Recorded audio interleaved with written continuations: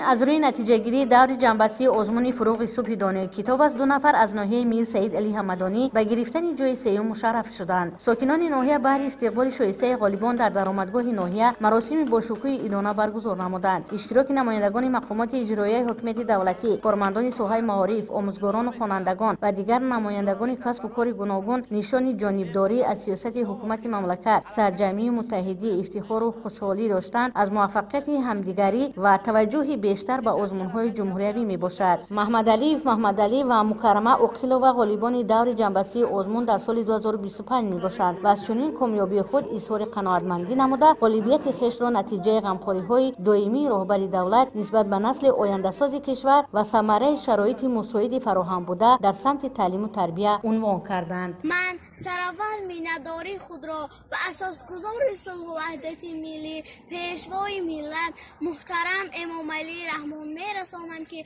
برای ما کودکان و نورسان چنین آزمون‌های با شکوه را که نام گرفته است فروغ صبح دانای کتاب است براه مانده است. محض برگزاری چنین آزمون‌ها بود که دوام سال‌های آخر توجه نورسان و جوانان به آموزش علم‌های معاصر و مطالعه پیوسته کتاب بیش از هر وقت افزون گردیده ایستاده است. آموزگاران و معلمین تعلیمگاه با افتخار و خوشحالی غالیبان را استقبال و تهنیت نموده دستاورد آنها را برای دیگر خوانندگان همچون نمونه و جهت هوسمندگردانی ترغیب کردند. جوانان نیز جواباً به غمخوری‌های روزافزون حکومت مملکت بهر علم آموزی تعلیم گیرندگان تمام شرایط مساعد را فراهم آوردند و کوشش به خرج داده ایستادند که در جاده علم آموزی موفق گردیده در آبادی و پیشرفت تاجیکستان سهمگزار باشند. خیرنسا مرادزاده، محمدی میرزا، منطقه کلوب، اخبار.